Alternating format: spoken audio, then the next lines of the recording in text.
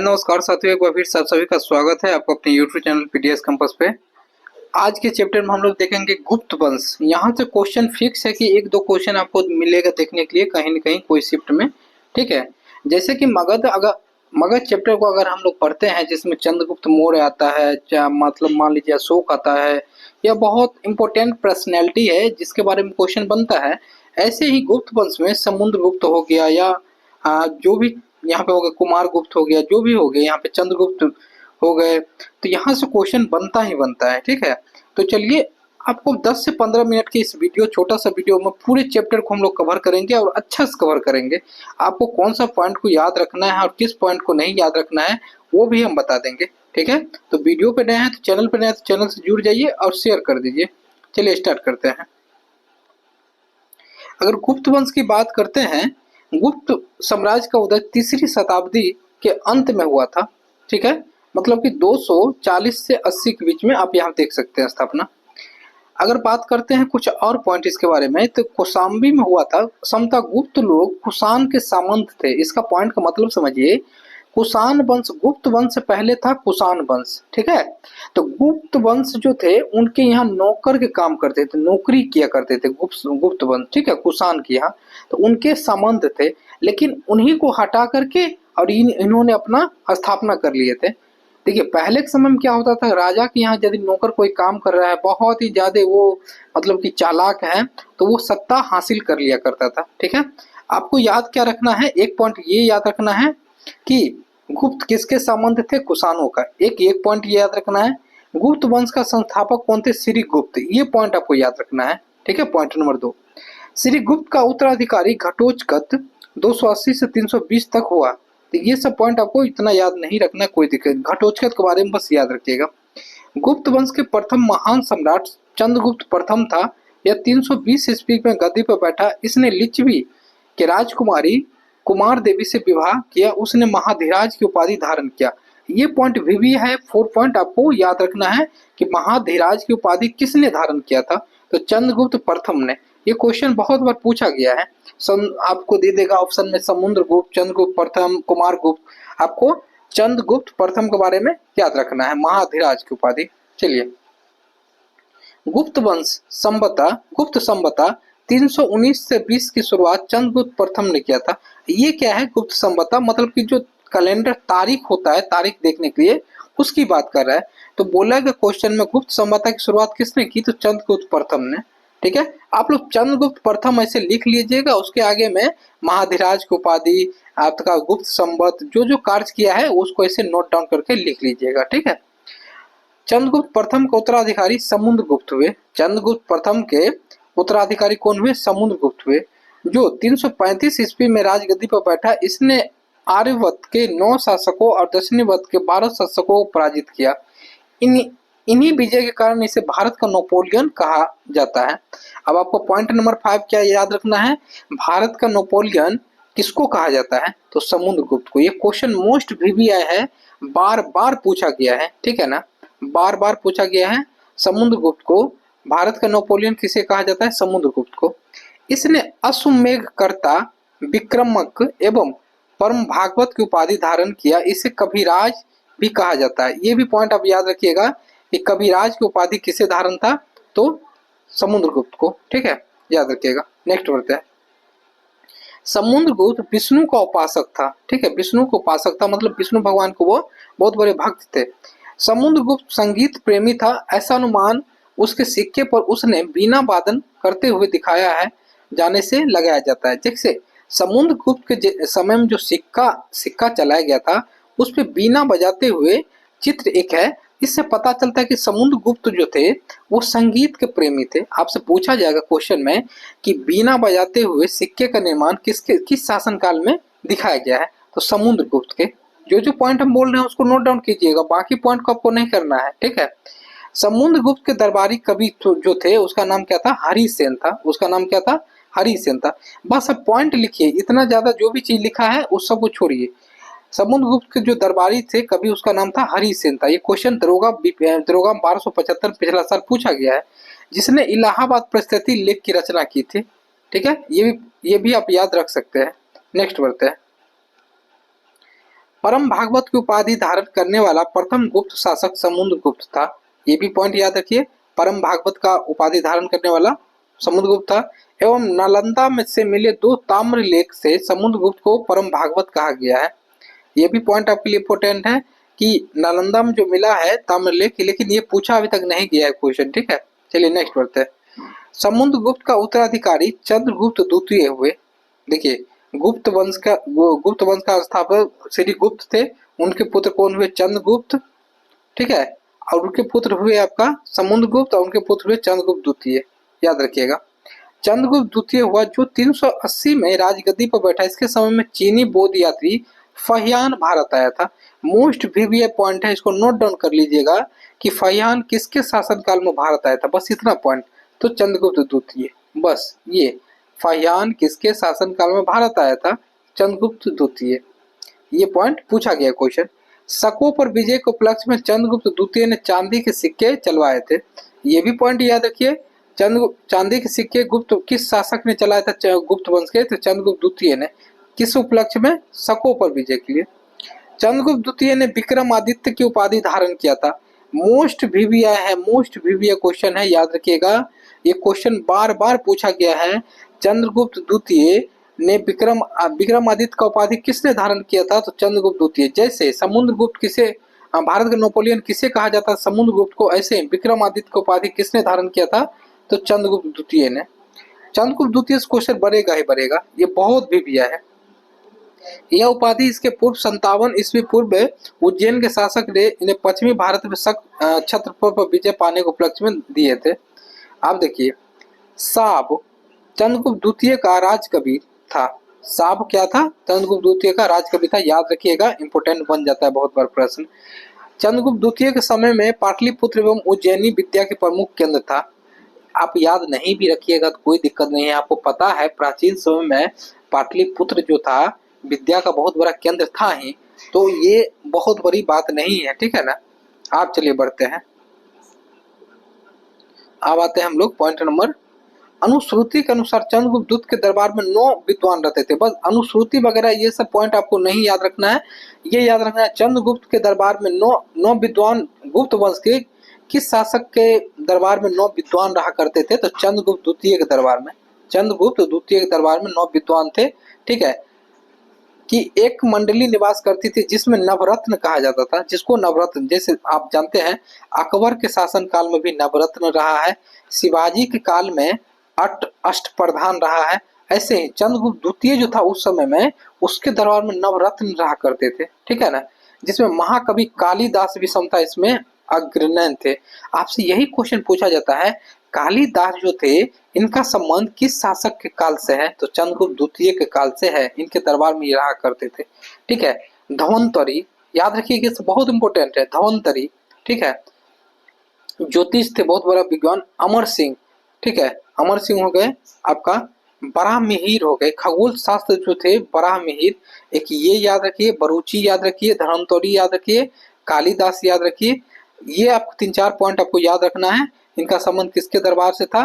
तो चंद्रगुप्त द्वितीय के दरबार से था।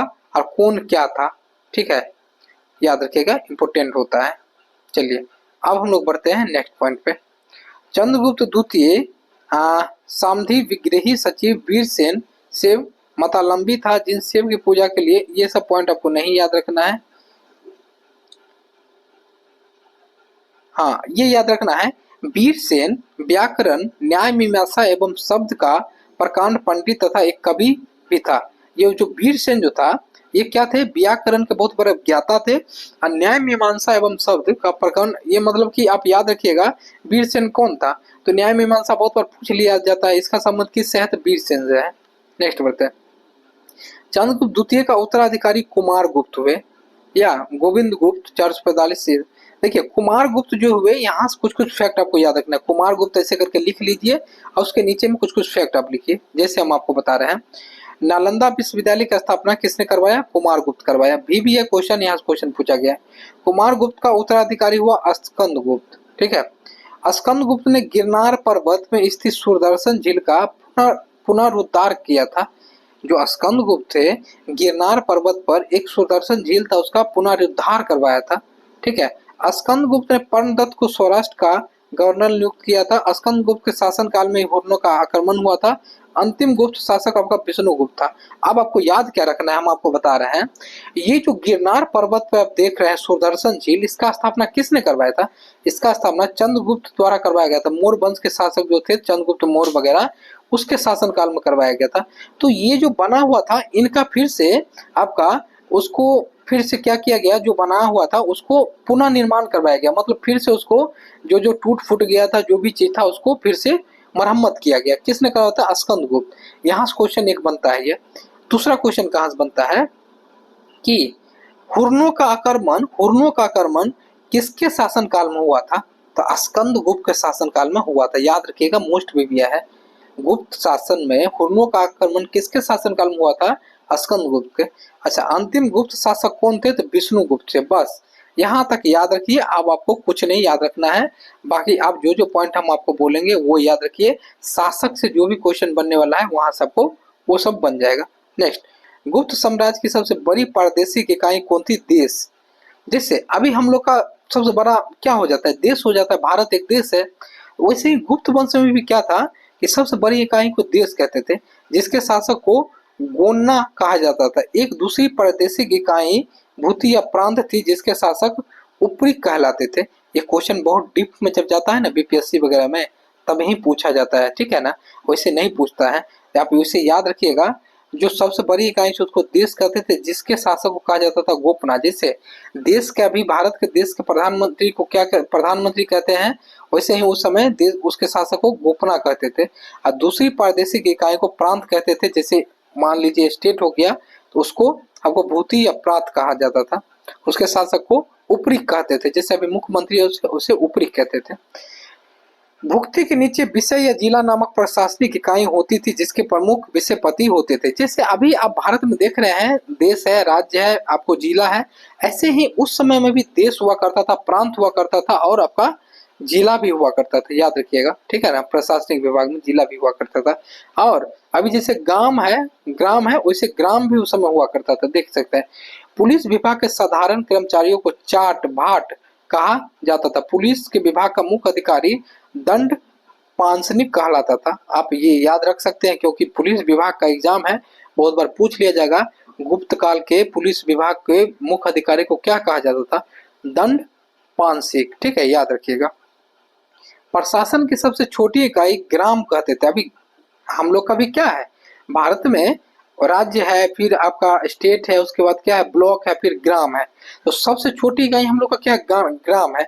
वैसे ही गुप्त काल में भी ग्राम हुआ करता था। ग्राम सबसे छोटी इकाई का प्रशासन ग्राम सभा संचालित करता था। ग्राम सभा को मुखिया या ग्रामीण कहा जाता था। अभी के समय में भी ग्राम के जो मैन हेड होते हैं कौन होते हैं? मुखिया। अभी के समय के अनुसार ही आप याद रख सकते हैं उसको, ठीक है। चलिए नेक्स्ट बढ़ते हैं। ग्राम समूह की छोटी इकाई को पेट कहा जाता था। ग्राम समूह की एक छोटी इकाई होती थी, उसको क्या, जैसे अभी वार्ड कहते हैं, वैसे ही उसे पेट कहा जाता था। गुप्त गुप्त शासक कुमार गुप्त के दामोदरपुर ताम्रपत्र में भूमि बिक्री संबंधित अधिकारियों को क्रियाकलाप का उल्लेख किया गया है। जो एक ताम्रपत्र मिला है दामोदरपुर में, उसमें भूमि खरीद बिक्री के बारे में बात की गई। भू राजस्व कुल उत्पादन का 1/4 भाग से 1/6 भाग हुआ करता था। अब ये क्या है हम आपको बताते हैं। जैसे कोई भी किसान खेती करते थे तो भू राजस्व का क्या करते थे, 1/4 से लेके 1/6 भाग आपको देते थे राज्य में अपना, ठीक है। जो भी शासक करते थे, शासक होते थे, उनको बहुत बड़ा क्वेश्चन बनता है कि गुप्त काल में लगान व्यवस्था, भू राजस्व व्यवस्था कितनी थी? 1/4 से 1/6। गुप्त काल में ब्लात श्रम ब्रिटिश राज्य के लिए आय का एक स्रोत माना जाता था। इसे जनता द्वारा दिए जाने वाले कर भी माना जाता था। ये याद नहीं रखना ये सब आपको। अच्छा, आर्थिक उपयोगिता के आधार पर निम्न प्रकार की भूमि होती थी। मोस्ट भी है, याद रखिएगा। क्षेत्र को क्या करते थे? कृषि करने योग्य भूमि। वास्तु का संबंध किस, आपको ये क्वेश्चन देगा वास्तु का संबंध किससे था, तो देगा वास करने योग्य भूमि, कृषि करने योग्य भूमि, पशुचारण, आपको जो सही लगेगा वो मानना है। तो वास्तु का समय किससे है, ठीक है।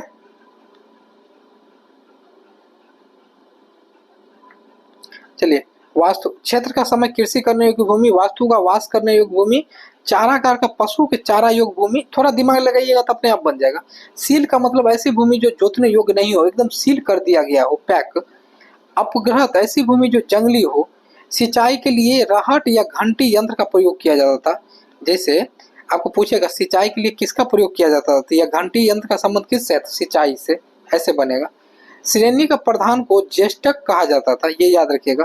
गुप्त काल में उज्जैन सर्वाधिक महत्वपूर्ण व्यापारिक केंद्र था। आपसे ये क्वेश्चन पूछ देगा, गुप्त काल में सबसे महत्वपूर्ण व्यापारिक केंद्र कौन था, तो उज्जैन था, उज्जैन। गुप्त राजाओं ने सर्वाधिक स्वर्ण मुद्राएं जारी किए। आपसे पूछेगा ये क्वेश्चन महत्वपूर्ण है, सबसे अधिक स्वर्ण मुद्राएं किसने जारी की, गुप्त शासक ने। इनकी स्वर्ण मुद्राओं को अभिलेखों में दिनार कहा जाता था। स्वर्ण मुद्रा को क्या कहते थे, दिनार। गुजरात के बाद गुप्त राजाओं ने बड़ी संख्या में चांदी के सिक्के जारी किए जो केवल स्थानीय लेन देन में चलते थे। आपको पूछा जाएगा किस काल में सबसे अधिक स्वर्ण मुद्राएं जारी की गई, गुप्त काल में। ठीक है, पहला पॉइंट ये याद रखिए। स्वर्ण मुद्राओं का अभिलेखों में क्या कहा जाता था, तो दिनार कहा जाता था, ये भी याद रखिए। अब कुछ महत्वपूर्ण मंदिर है यहाँ पर, जो जो हम बोलेंगे वही आपको याद रखना है। जैसे विष्णु मंदिर, ठीक है, तो मध्य प्रदेश में है। शिव मंदिर आपका भूमराम मध्य प्रदेश में। ये सब नहीं भी याद रखिएगा, उतना इम्पोर्टेंट नहीं है, ठीक है। ये याद रखिए, दशावतार मंदिर रखिए, ललितपुर में उत्तर प्रदेश में है। ठीक है, चलिए नेक्स्ट पढ़ते हैं। कार्यस्थलों के सर्वप्रथम वर्णन याज्ञवल्क्य स्मृति मिलता है। जाति के रूप में कार्यस्थल सर्वप्रथम वर्णन ओसम स्मृति मिलता है। ये सब याद नहीं रखना, आपको नहीं पूछेगा ये सब। विद्य जंगल में सबर जाति के लोग अपने देवताओं को मनुष्य का मांस चढ़ाते थे, ये महत्वपूर्ण है, याद रखिएगा। कहीं डीप में अगर पूछ दे गुप्त काल में किस जाति के लोग देवताओं को मनुष्य का मांस चढ़ाते थे, तो आपको याद रखना है सबर जाति, सबर जाति। नेक्स्ट बढ़ते हैं।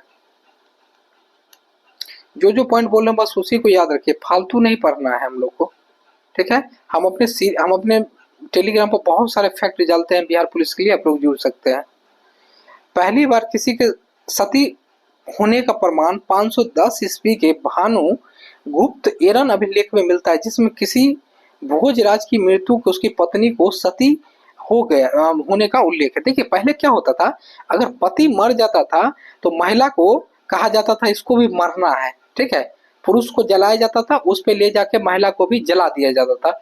अब पहले होता था बाल विवाह, बाल विवाह होता था। अगर मान लीजिए 10 साल के एज में यदि शादी हो गया किसी का, 10 साल का अगर पुरुष मर गया, उसको अगर सांप काट लिया या मतलब दुर्घटना कोई हो गई, तो पुरुष तो मर गया।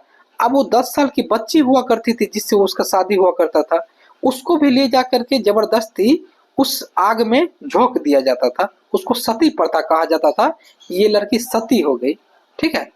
लेकिन आपको बता दें 1829 में राजा राम मोहन राय विलियम बेंटिंग के द्वारा सती प्रथा को रोक लगाया गया भारत में 1829 में। समझ सकते हैं 510 ईस्वी में हुआ था, वो घटना कितना दिन तक चला हमको समझ में नहीं आ रहा है। ये कितनी दुर्भाग्य है देश का, ठीक है, दुनिया की। तो ये बहुत गंदा विचार था, ठीक है। तो सती प्रथा का उल्लेख सबसे पहले कहाँ पे मिला है, भानुगुप्त के एरन अभिलेख में मिला है। मोस्ट विविया है, आपसे पूछा जाएगा कि सती प्रथा का उल्लेख सबसे पहले कहाँ मिला है, एरन अभिलेख में, एरन अभिलेख में। नेक्स्ट बढ़ते हैं। गुप्त काल में वेश्यावृत्ति करने वाली महिलाओं को गणिका कहा जाता था, वृद्ध वेश्याओं को कुटनी कहा जाता था। जैसे अभी वेश्यावृत्ति जैसे चलती है, तो उस समय में महिलाओं को गणिका कह देती है, जो वृद्ध महिला करती थी वेश्यावृत्ति उसको कुटनी कहती थी। ये दोनों पॉइंट आपको याद रखना है। गुप्त सम्राट वैष्णव धर्म के अनुयायी थे तथा उन्होंने इसे राजधर्म बनाया था। विष्णु वाहन गरुड़ गुप्तों का राज चिन्ह था। ये मोस्ट विविया है, याद रखिएगा कि आपसे पूछ दिया जाएगा कि गरुड़ जो था, गरुड़ वो गुप्त का क्या था, राज चिन्ह था, राज चिन्ह था, याद रखिएगा गरुड़, ठीक है। चलिए मैं नेक्स्ट बढ़ते हैं। गुप्त काल में वैष्णव धर्म के संबंध सबसे अधिक महत्वपूर्ण अवशेष देवगढ़ के जिला ललितपुर में मिला है। उधर जो मंदिर का नाम आपको बोले याद रखने के लिए, यही मंदिर के नाम बोले याद रखने के लिए, ललितपुर। दशावतार मंदिर है, ये याद रखिए। ये बेतवा नदी के तट पर स्थित है, बेतवा नदी के तट पर स्थित है। नेक्स्ट बढ़ते हैं। आपसे पूछेगा गुप्त काल के शासक जो है सबसे ज्यादा कौन धर्म को मानते थे, तो वैष्णव धर्म के। अजंता निर्मित कुल 29 गुफाओं में वर्तमान में केवल 6 गुफाएं ही शेष, जिनमें गुफा संख्या 16-17 ही गुप्तकालीन है। इसमें गुफा संख्या 16 उत्कीर्ण मरणासन, राजकुमारी का चित्र, प्रशासनिक है, ये सब याद नहीं रखना है आपको। गुफा संख्या 17 में चित्रशाला कहा जाता है। इस चित्रशाला में बुद्ध के जन्म, जीवन और ये पॉइंट याद रखिएगा। दो गुफा संख्या है 16 17 जो है गुप्तकालीन है, ठीक है। महानिर्वाण की घटनाओं से संबंधित याद रखिएगा भी नहीं रखिएगा, बहुत इंपॉर्टेंट नहीं है ये फैक्ट। नेक्स्ट बढ़ते हैं। अजंता की गुफाएं बौद्ध धर्म के महायान शाखा से संबंधित, ये मोस्ट बीबीआई है, इसको याद रखिएगा, ठीक है। ये मोस्ट बीबीआई है, इसको याद रखिएगा आप लोग। नेक्स्ट बढ़ते हैं। गुप्त काल में निर्मित अन्य गुफा, बाघ की गुफा जो बाघ जिला आपका धार मध्य प्रदेश नामक स्थान पर बिंदुन पर्वत को काट करके बनाया गया था। ये पॉइंट आप याद कर लीजिएगा, ये इंपॉर्टेंट है। गुप्त काल में विष्णु शर्मा द्वारा लिखित पंचतंत्र, ये मोस्ट वीवीआई पॉइंट है, वीवीआई की मोस्ट वीवीआई है, याद रखिएगा। पंचतंत्र के लेखक कौन है? विष्णु शर्मा, पूछा जाएगा आपको। संस्कृत को संसार का सर्वाधिक प्रचलित ग्रंथ माना जाता है। बाइबिल के बाद इसका दूसरा स्थान है। इसे 5 भागों में बांटा गया है। मित्र भेद, आपको पांचों भाग याद नहीं रखना है, बीपीएससी में जो तैयारी करता है उसको याद रखना है। मित्र भेद, मित्र लाभ, संधि विग्रह, लब्ध प्राण और अपरिक्षकाक्षित्व, ये याद रखना है। नहीं तो आपको बस ये याद रखना है पंचतंत्र के लेखक कौन है? विष्णु शर्मा। नेक्स्ट, आर्यभट्ट ने आर्यभट्टिनम एवं सूर्य सिद्धांत नामक ग्रंथ लिखे थे। ये मोस्ट वीवीआई है कि आर्यभट्ट के द्वारा लिखे गए पुस्तक कौन है, चाहे सूर्य सिद्धांत के लेखक कौन है? आर्यभट्ट। उसने सूर्य ग्रहण एवं चंद्र ग्रहण के वास्तविक कारण बताए। आर्यभट्ट पहला भारतीय नक्षत्र वैज्ञानिक थे जिसने घोषणा की कि पृथ्वी अपनी धुरी पर घूमती है। मोस्ट वीवीआई क्वेश्चन है। आज के डेट में न्यूटन आया है, चाहे कोई आपका वैज्ञानिक आया है, लेकिन हमारे वैज्ञानिक जो था हमारे देश में, वो बहुत पहले ही बता दिया था कि कौन पृथ्वी अपनी धुरी पर गति करती है, क्या होती है, नहीं होती है। तो आर्यभट्ट, शून्य का आविष्कारक कौन है? आर्यभट्ट, ठीक है, याद रखिएगा, बहुत महत्वपूर्ण है पॉइंट सब, दोनों पॉइंट। वराहमिहिर ने विहित सिद्धांत, पंच संहिता, विजहाक एवं लघु जातक की रचना किया। ये पॉइंट याद रखिएगा, ये वाला, ये दरोगा के लिए भी सफिशियंट है। अगर आप कर रहे हैं यहाँ से दरोगा भी बाहर नहीं जाएगा। लघु जातक, विजांत, ये किसने लिखा था? आपका वराहमिहिर। विहित संहिता में नक्षत्र विद्या, वनस्पति छात्र, प्राकृतिक इतिहास, आपका भौतिक भूगोल के विषय में चर्चा की गई है। नेक्स्ट बढ़ते हैं। गुप्त वंश इस युग के महान नक्षत्र वैज्ञानिक, ब्रह्मगुप्त, माफी चाहेंगे, ब्रह्मगुप्त इस युग के महान नक्षत्र वैज्ञानिक एवं गणितज्ञ थे। इसने यह घोषणा करने की न्यूटन सिद्धांत की पूर्व कल्पना कर ली। प्रकृति के एक नियम के अनुसार सभी वस्तुएं पृथ्वी पर गिरती है, क्योंकि पृथ्वी स्वभाव से ही सभी वस्तुओं को अपनी ओर आकर्षित करती है। न्यूटन से पहले ही बता दिया था। आज न्यूटन नोबेल प्राइज लिया है, दुनिया उसको पढ़ता है न्यूटन को, न्यूटन है, न्यूटन है, न्यूटन है। अरे न्यूटन से पहले हमारे देश के जो वैज्ञानिक थे ब्रह्मगुप्त जी, उन्होंने बता दिए थे गुरुत्वाकर्षण का नियम कि पृथ्वी हर एक वस्तु को अपनी ओर आकर्षित करती है। तो इनके बारे में नहीं पढ़ा दिया जाता है क्योंकि भारत बहुत पीछे हो चुके हैं, लेकिन न्यूटन के बारे में पढ़ा दिया जाता है। न्यूटन से पहले हमारे वैज्ञानिक सारा काम कर हुए हैं, ठीक है। नक्षत्र विज्ञानी के बारे में आपसे पूछेगा गणितज्ञ ब्रह्मगुप्त। गुप्त काल में पलकाओं ने पशु चिकित्सा का हस्तवेद लिखा है, याद नहीं रखना है, इंपोर्टेंट नहीं है आपके लिए। नवीनतम की रचना गुप्त काल में की गई। इस पुस्तक की नुस्खे, सूत्र और उपचार की विधियां दी गई है, याद रख लीजिएगा। नवीनतम यह रचना गुप्त काल में हुई थी। पुराणों के वर्तमान रूप से रचना गुप्त काल में हुई। इसमें ऐतिहासिक परंपरा का उल्लेख है, पूछेगा पुराणों का कब हुआ था, मतलब रचना गुप्त काल। संस्कृत गुप्त राजाओं की शासकीय भाषा थी। ये मोस्ट वीवीआई पॉइंट है कि गुप्त काल का राजकीय भाषा कौन थी? आपको संस्कृत। गुप्त काल में चांदी के सिक्के को रुपया कहा जाता था। ये भी पूछा गया क्वेश्चन है बीपीएससी में कि रुपयों का संबंध किससे है, चाहे रुपया जो चांदी के सिक्के थे, इसका संबंध किस शासन काल से? गुप्त काल से। याज्ञवल्क्य, नारद, कपई एवं बृहस्पति स्मृतियों की रचना गुप्त काल में हुई थी। मंदिर बनाने की कला का जन्म गुप्त काल में हुआ था, याद रखिएगा, मोस्ट वीवीआई पॉइंट है, ठीक है। मंदिरों एवं ब्राह्मणों को सबसे अधिक ग्राम अनुदान में दिए गए थे, किस काल में? गुप्त काल में ही अधिक से अधिक ग्राम दान में दिए गए थे। गुप्त काल लौकिक साहित्य की सृजना के लिए स्मरणीय है। भास के 13 नाटक इसी काल में। शूद्रक द्वारा लिखा गया नाटक मृच्छकटिकम या माटी की, आपको ये याद रखना है, मृच्छकटिकम के लेखक कौन है? शूद्रक, ये याद रखना है बस। देवी चंद्रगुप्तम विशाख दत्त की संस्कृत नाटक है, ये जो है आप याद रखिएगा। देवी चंद्रगुप्तम किसकी रचना है? विशाख दत्त की, बस। ये चंद्रगुप्त द्वारा रानी रामगुप्त की कहानी है, जो अपनी रानी की दुष्टदेवी, ये सब कुछ अब आपको याद नहीं रखना है, ठीक है। चलिए कुछ और फैक्ट हम बता देते हैं आपको। कालिदास की एक रचना याद रखिएगा, कालिदास की कृति अभिज्ञान शकुंतलम, राजा दुष्यंत और शकुंतला की प्रेम कहानी। बहुत बार आपसे पूछा जाता है अभिज्ञान शकुंतलम का संबंध किस राजा और रानी से, दुष्यंत और शकुंतला से, या आपसे डायरेक्ट पूछा गया जाएगा इसकी रचना किसने किया, कालिदास। द्वितीय भारतीय रचना है जिसका अनुवाद यूरोपीय भाषा में हुआ है, ऐसी प्रथम रचना है भगवत गीता। भगवत गीता का पहला अनुवाद करवा के अंग्रेज लोग समझे थे कि भगवत गीता क्या है। द्वितीय ये है अभिज्ञान शकुंतलम। संस्कृति उपलब्धियों के कारण गुप्त काल को भारतीय इतिहास का स्वर्ण युग कहा जाता है। मोस्ट वीवीआई पॉइंट है, नगरों का क्रमिक पतन गुप्त काल की महत्वपूर्ण विशेषता है। साथियों आशा करते हैं आपको वीडियो अच्छा लगा होगा, अगर अच्छा लगे तो शेयर कीजिएगा, चैनल पर नए तो जुड़ जाएगा। मिलते हैं नेक्स्ट वीडियो में, जय हिंद साथियों।